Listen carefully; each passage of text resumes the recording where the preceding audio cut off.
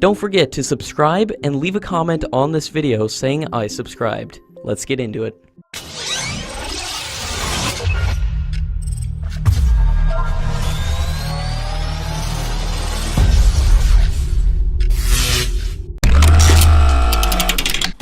In a major milestone of the developmental project, the Tejas light combat aircraft has completed the first midair refueling trial, which is required for the aircraft to obtain the final operational clearance.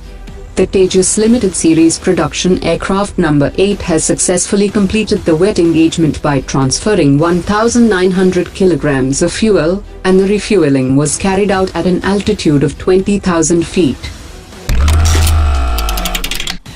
According to latest reports, the logistics agreement signed by India and US has now been fully operationalized. India had concluded the LEMOA agreement in August 2016, and the agreement gives both countries access to designated military facilities on either side for the purpose of refueling and replenishment. According to an expert, the Tejas aircraft is far more capable than the Chinese JF-17, as its small size and composite airframe enhances its stealth features, making it difficult to be detected by radar systems. Tejas needs a smaller runway of 460 meters, while the JF-17 needs 600 meters to take flight, which minimizes the response time of the Tejas to get airborne. Aerial refueling is a significant milestone in Tejas aircraft, as the midair refueling capability will increase its range of operation. A 6-member Indian Air Force crew is on its way to France to train on the Rafale aircraft. A fighter pilot and an engineer with 4 technicians have formed the first batch of a crew that will train on the Rafale jets, as the Indian Air Force prepares the ground for inducting the first lot of its new planes from September 2019. The Indian Air Force will send more pilots and technicians to France for Rafale training in the coming months in batches, and it will be the responsibility of these crews to fly the jets to India.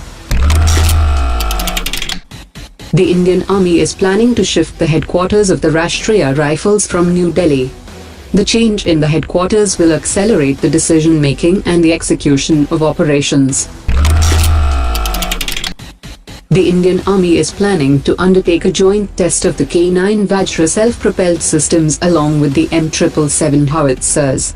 According to sources, the joint testing of both the systems could symbolize the induction of the systems into the Indian Army. Hindustan Aeronautics has decided to stick with the imported Israeli AESA radar over the Indigenous radar system developed by DRDO. The Israeli radar will be equipped on the 83 Tejas MK1A aircraft. The contract is likely to go to Israel, which will make the radar with local assembly clause in the contract, along with some level of transfer of technology. Lockheed Martin has reached a deal to shift the production of F-16 wings to India, sparking the speculation that it might be planning to build the entire fighter jet in the near future. Initially, all the production would be for export, but it might be just the first step in a long-range plan to keep the fighter jet in production for the years to come. The Australian Defence Minister Christopher Pyne has said that Australia has not paid enough attention to its defence ties with India. He also said that Australia's military links with its regional neighbours including Japan and Indonesia are strong, but from a military-to-military and a people-to-people point of view, Australia has good reasons to be closer to India. He also said that Australia can strengthen military ties with India without provoking any other country. Iran has said that it is working together with the Indian government to keep its oil export lines open to India, even after the US sanctions start from November 4th.